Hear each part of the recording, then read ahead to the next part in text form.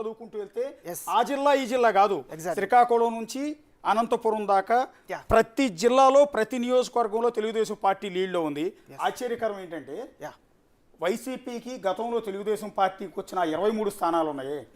ఆ 23 అయినా వస్తాయా లేదా అన్నట్టుగా ట్రెండ్ కొనసాగుతుంది. ఇప్పుడు మీరు చూడండి, మ్యాజిక్ ఫిగర్ దాటింది. ప్రభుత్వాన్ని ఏర్పాటు చేయడానికి కావాల్సిన స్థానాల కంటే మ్యాజిక్ ఫిగర్ కూడా దాటి టీడీపీ కూడా ఊహించనన్ని స్థానాల్లో తెలుగుదేశం పార్టీ, బీజేపీ, జనసేన కూడా ఊహించారు. వాళ్ళు ఏమో అనుకున్నారంటే గవర్నమెంట్ని ఫామ్ చేస్తాం, ఒక 5-10 సీట్లు ఎక్స్ట్రా వస్తాయి అనుకున్నారు. కానీ ఇవాళ 137 స్థానాల్లో కూటమి లీడ్లో ఉంది. మీరు చెప్తున్నారు, ఇందాక పేర్లు చెప్తున్నారు కాన్స్టిట్యున్సీలు. ఆ కాన్స్టిట్యున్సీ ఈ కాన్స్టిట్యున్సీ కాదు, ప్రతి కాన్స్టిట్యున్సీలో టీడీపీ కూటమి లీడ్లో ఉంది. జనసేన పోటీ చేసిన ప్రతి చోట లీడ్లో ఉంది. బీజేపీ పోటీ చేసిన ప్రతి చోట లీడ్లో ఉంది. సో సంబరాలు కనిపిస్తున్నాయి స్క్రీన్ మీద, బిగ్ టీవీ స్క్రీన్ మీద టపాసులు కాలుస్తూ ఉన్నారు. వైసీపీ కేవలం 22 స్థానాల్లో మాత్రమే లీడ్లో ఉంది. ఆ లీడ్ కంటిన్యూ అవుతుందో మళ్ళీ తగ్గుతుందా అన్నది కూడా చూడాల్సి ఉంటుంది. 137 స్థానాలు మ్యాజిక్ ఫిగర్ కూడా దాటేసి రికార్డు స్థాయిలో తెలుగుదేశం పార్టీ కూటమి ముందుకు దూసుకుపోతోంది. వైఎస్ఆర్ కాంగ్రెస్ పార్టీ కేంద్ర కార్యాలయంలో కావచ్చు, అన్ని జిల్లాల్లో ఉన్న పార్టీ ఆఫీసుల్లో ఒక నిరుత్సాహభరిత వాతావరణం కనిపిస్తోంది. మీరు చెప్పిన కొత్త సత్యనారాయణ లాంటి, పెద్దిరెడ్డి రామచంద్రారెడ్డి లాంటి ఎంతో మంది పార్టీ ముఖ్యమైన నేతలంతా కూడా ఓటమి దిశగా వెళ్ళిపోతున్నారు. నాగరాజు, రైట్. మనం ఓవరాల్గా చూస్తున్నాం, అశోక్ చెప్పినట్టుగా 175 నియోజకవర్గాల్లో కూడా అన్ని చోట్ల కూడా తెలుగుదేశం కూటమి సభ్యుల్లో విపరీతమైనటువంటి కనిపిస్తోంది. ఆనందోత్సాహాల మధ్యన సెలబ్రేషన్ చేసుకున్నటువంటి పరిస్థితి కనిపిస్తుంది. ముఖ్యంగా 2019 ఎన్నికలతో ఇప్పుడు పోల్చి చూసుకుంటున్నటువంటి పరిస్థితి అయితే కనిపిస్తుంది. 2019లో ఎక్కడైతే గతంలో వైఎస్ఆర్ కాంగ్రెస్ పార్టీ విజయదుందుబి మోగించిందో అక్కడ ఈసారి సీన్ రిపీట్ అయింది.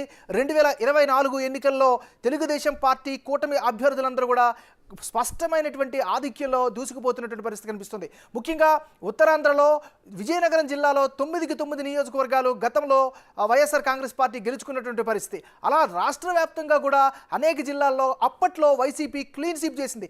కానీ ఇప్పుడు ఆ జిల్లాల్లో బోని కూడా కొట్టనటువంటి పరిస్థితికి కనిపిస్తుంది. డీటెయిల్స్ అంటే ఓవరాల్గా చూస్తే అశోక్ చెప్పినట్టుగా, లేదా బిగ్ టీవీ సర్వే చెప్పినట్టుగా, లేదా ఊహించిన దానికన్నా ఎక్కువ వేవ్ అయితే కనిపిస్తుంది. సో ఈ వేవ్ ఇలాగే ఇంకొక గంట కొనసాగితే బహుశా ఇప్పుడు టైము 10:38 వస్తుంది. నేను అనుకోవడం ఏంటంటే 11:30 అశోక్ 11:30 పావుతుకు 12 ఐసెకల స్పష్టమైనటువంటి ట్రెండ్ విత్ ఒక లాజికల్ కంక్లూజన్తో వెళ్ళే అవకాశాలు కనిపిస్తున్నాయి. ఏమంటారు? ఫ్యాన్ అయితే చాలా స్లోగా తిరుగుతోంది. సో వాళ్ళైతే చాలా హై స్పీడ్తో అలా తిరుగుతుంది అనుకున్నారు. చాలా నీరసంగా లో వోల్టేజ్తో తిరగాల వద్దా అన్నట్టుగా ఫ్యాన్ అయితే తిరుగుతోంది. ఆ పార్టీకి కోలేని దారుణ పరాభవం. బహుశా ఇది ఎక్స్పెక్ట్ చేసి ఉండరు. ఎక్కడ 137, ఎక్కడ 22, అసలు ఒక దారుణమైన సిచ్యువేషన్ అని చెప్పాల్సి ఉంటుంది. 151 సీట్లతో గత ఎన్నికల్లో భారీ మెజార్టీతో రికార్డు సృష్టించి గెలిచిన వైఎస్ఆర్ కాంగ్రెస్ పార్టీ ఫ్యాన్ ఈసారి స్లోగా ఈ రకంగా తిరుగుతోంది. సో ఈ కాసేపు నాకు పూర్తిగా కట్ అయిపోయినా కూడా ఆశ్చర్యపోకర్లా.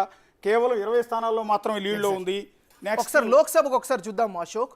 తెలుగుదేశం పార్టీ కూటమి 20 స్థానాల్లో లీడ్లో కనిపిస్తే వైఎస్ఆర్ కాంగ్రెస్ పార్టీ 5 స్థానాల్లో లీడ్లో ఉన్నటువంటి పరిస్థితి కనిపిస్తుంది. సో ఇది కూడా చాలా ఆసక్తికరమైనటువంటి విషయం. నెక్స్ట్ అక్కడ రాజమండ్రి సిటీకి సంబంధించి స్పెసిఫిక్గా గ్రాఫిక్ ప్రజెంటేషన్ చేస్తున్నాం. మార్గాని భరత్ వర్సెస్ అక్కడ ఆదిరెడ్డి శ్రీనివాస్ మధ్య జరుగుతుంటే అక్కడ కూడా టీడీపీ ముందు మీరు అన్నిటిగా చెప్పుకుంటూ పోతే అన్నిటి చోట్ల కూడా తెలుగుదేశం పార్టీ ఆధిక్యం అని చెప్పాల్సి వస్తుందేమో. కానీ ఓవరాల్గా చూస్తే ఉభయ గోదావరి జిల్లాలో కూడా క్లీన్ స్వీప్ దిశగా టీడీపీ వెళ్తున్న పరిస్థితి కనిపిస్తుంది. చెప్పాను, ఒకటి ఫ్యాన్ చాలా స్లో అయిపోయింది. కమలం వికసిస్తోంది. బీజేపీ సింబల్ కమలం ఇక్కడ వికసిస్తోంది. అట్లాగే గ్లాసు గలగల్లాడుతోంది. ఇక సైకిల్ అయితే విపరీతమైన స్పీడ్తో తొక్కకుండానే దూసుకుపోతుంది.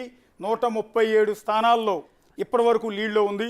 అది ఇంకా పెరిగే అవకాశం. అశోక్, ఇక్కడ మీరు చెప్తుంటే ఒకటి గుర్తొస్తుంది. ఎన్నికల సమయంలో ఇప్పుడు ముఖ్యమంత్రి గారు జగన్మోహన్ రెడ్డి గారు చెప్పారు, ఇంట్లో ఉండే ఫ్యాన్ ఉంచాలి, సైకిల్ను బయటని పెట్టాలి, సింకులో గాజు గ్లాసుని పెట్టాలి, పువ్వునేమో బయట పడేయాలంటూ ఆయన స్థాయిలో ఒక కామెంట్ చేసిన పరిస్థితుంది.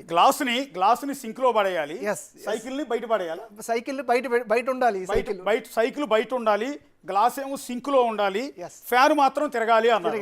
సో ఇప్పుడు ఫ్యాన్ ఏమో పూర్తిగా డల్ అయిపోయింది, పాపం డల్ అయిపోయి తిరగట్లేదు.